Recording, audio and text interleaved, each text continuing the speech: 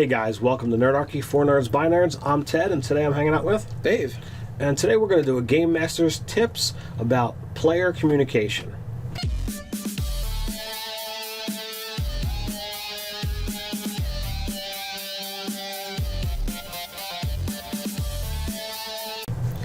Jump down in the description below where you can find Nerdarchy, the newsletter, learn how to game with us, as well as get weekly tips. Now, GMs, a lot of times, they'll plan out a session, and you might spend an hour, 2 hours, 7 hours, or a lot of hours to have material for a particular session. Now, some GMs I know, they overplan, and we have our series of what to work on, and we talk about how to streamline planning. How to plan on things. How to plan things that matter. Right. And with my current game, there's 5 different directions that you guys could potentially go in. And I've flat out told you each one of those things is a 1 to 3 session arc, depending upon how you go about researching the problem and how you go about getting the thing that you're looking for. So what I've done is I've talked to you guys. Oh, wait, I know what you've done. You've written all 5 adventures, and you're just waiting for us to show up at the table. No. Wow. And that's the point that I'm getting at here is there's no need for there's not a need for me to sit back and say, well, I'm going to write all of this ahead of time in the hopes that whichever direction you guys decide to go, I'll be ready. So I've opened the door, or I've opened the door to communication to you guys and say, okay, in between sessions, what direction do you guys want to go so that I, as the DM, can properly prepare for the next session? Well, and let me say this too, and why this is kind of important. Like, if you were the DM that just read out like all 5 different paths, say we in the very first path we do something and come up with like an ingenious idea, and we solve the problem, and you as a player and a DM are going, man, that totally solves the problem. But you're like, I just wrote these other 4 things. I'm not going to allow it. I'm just not going to do it. I'm not throwing away my material. I'm just going to say it doesn't work.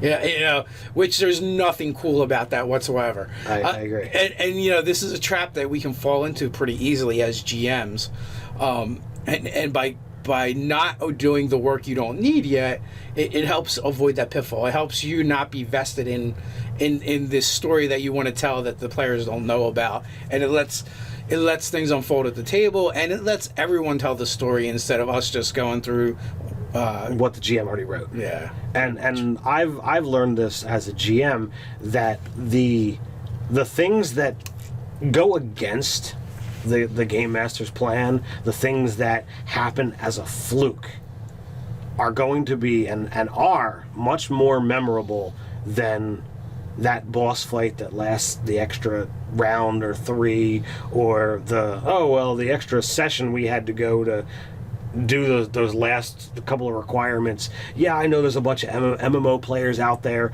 who they do their daily grinds to be able to get those components and things to make the whatever.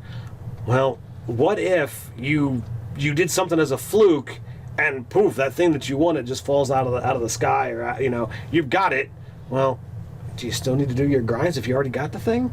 Sounds terribly boring. I was actually even zoning out when you were explaining it. But nothing against you guys that are into MMOs. I've got loads of friends that have spent hours and hours doing grinding. It. It's not me. So yeah, and I've been on both sides of this, and in my most recent game, I literally had two different games, 2 different scenarios, where one was, oh, should I make this encounter easier in the middle of it because it seemed like it was kind of tough. And I was like, no, it's going to go however it goes. Right. And the other one was part of the problem was the players made a bad choice in the first encounter. Yeah. When the other one was the opposite. Should I make it harder? And I'm like, you know what? No, I'm not going to do it.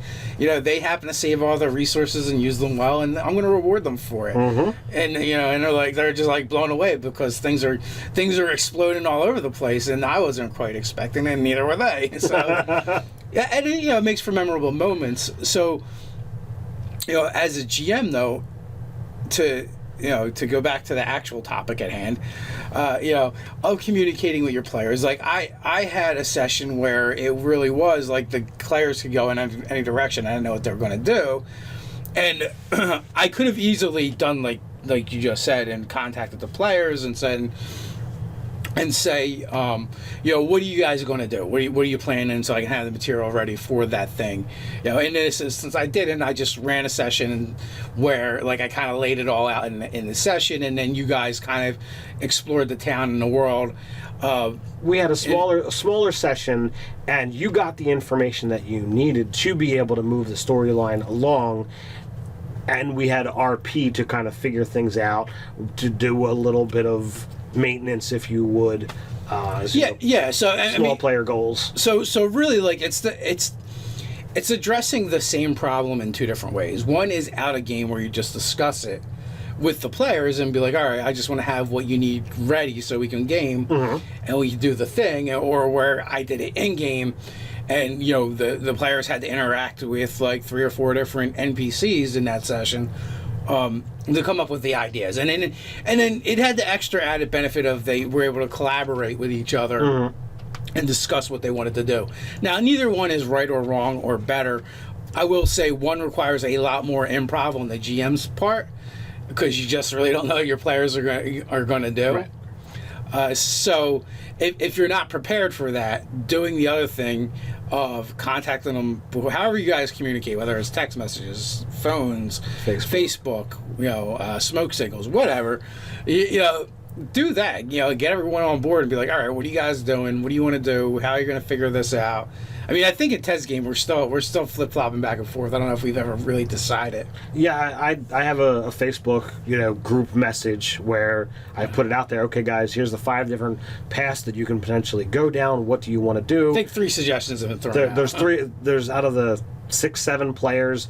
There's 3 of the 5 have been offered. So the rest of the people kind of have to weigh in and see what way to go. I feel it's a great way to do it. And then if you want, I mean, the indecisiveness can still be talked about at the start of the next session so that people can actually... If nothing else, it's been narrowed down a little bit. Yeah. And here's the thing, right? We always talk about communication in our videos with the GM and the players with players. And it is like the best solution pretty much to every problem that you're going to come up against. Yep. And this is no different. It's like this is everybody's game.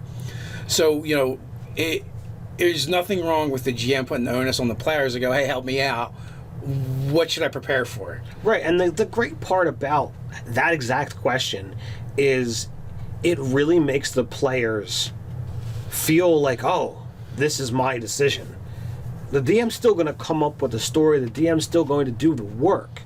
But by putting that ball in the player's court, by saying, all right, guys, we're going to go do what you want, you have the ability to really give your players the agency, make them feel that they are the central point, that they are important to what's going on. And that's what I try and do. And by putting it out there, it's like, all right, this is the information that you've come to, and initially it was just going to be 4, but the one guy's like, no, I really think this 5th idea is something to look at and to make sure we deal with at some point in time. It's like, okay, well, then we'll put it out there. 5 options. What do you guys want to do? So how do you ensure good communication in your game? Put your comments down below. While you're at it, like, share, even subscribe. You can check us out on Facebook. So until next time, stay nerdy.